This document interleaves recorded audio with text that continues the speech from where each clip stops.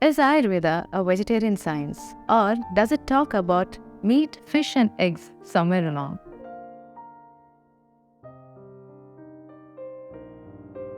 We often get to hear that Ayurveda is a vegetarian science and that meat is a definite no-no as per Ayurveda. But the reality is something else. So what is the reason for this popular belief? Ayurveda is from the Vedas. It is from the Vedic era and it is about 3000 to 5000 years old. And it has its origin from India. But that doesn't mean that it is a vegetarian science. And that is because the very basic principles of Ayurveda is something much more deep-rooted. It works on the basic principles called Panchamahabhutas, which works at the atomic, subatomic, and energy level. As per these Panchamahabhutas, every single thing in the universe, be it living or non-living objects, including the celestial objects, falls into the same category of understanding, which is bifurcating them into subatomic particles called Panchamahabhutas, which are Prithvi, Up, Tejas, Vayu, and Akasha. And therefore, everything under the sun and including sun is used for medication as well as food. And meat is no different. So let us try to figure out what is its take on the popular meat and fish varieties. The first and the most commonly used, chicken, which is called cooked mamsa Ayurvedically. So cooked mamsa, if grown out in the farm, is good for your health, especially your heart health. It is nourishing and it is also an amazing aphrodisiac. But that is only if you can digest the same. But instead, if you grow it within a cage at your home, it has got kapha increasing property.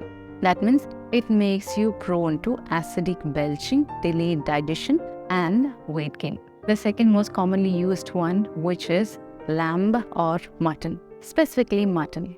Mutton is something very commonly used in Ayurvedic medicine preparation, and that is because qualitatively it has almost the same properties as the human body.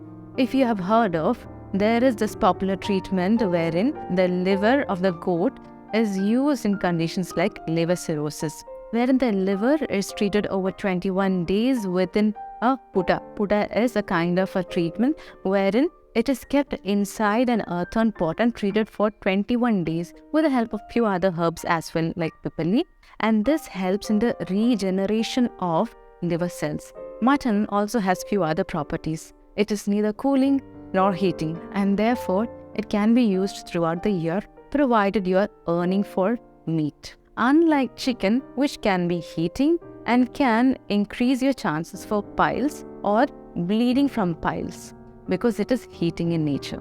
Now, coming to the most commonly used variety, which is fish, it comes under the category called Anupamamsa, which is heating in nature.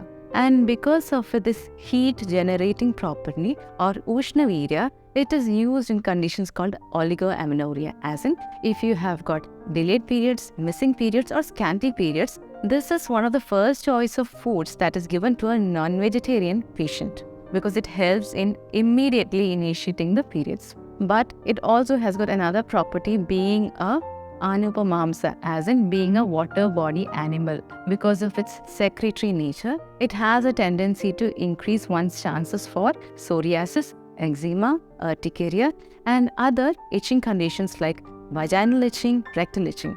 And therefore, in these conditions, it is best to be avoided, especially if you're planning to take up a treatment. Ayurvedically, when you're undergoing treatment for these conditions, we ask the patients to avoid these initially, and later, as the condition subsides and is settled, then we ask them to have it occasionally, not that you have to abstain from it lifelong.